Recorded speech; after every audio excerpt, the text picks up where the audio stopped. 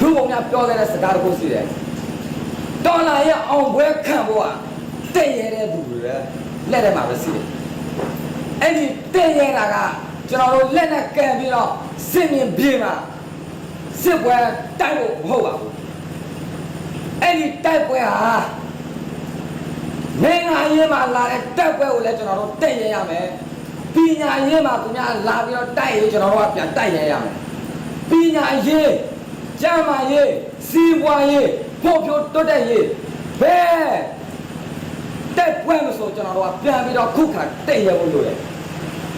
တခုစီတာကကျွန်တော်တို့ကရင်လူမျိုးရဲ့အကျင့်တစ်ခုလည်းဖြစ်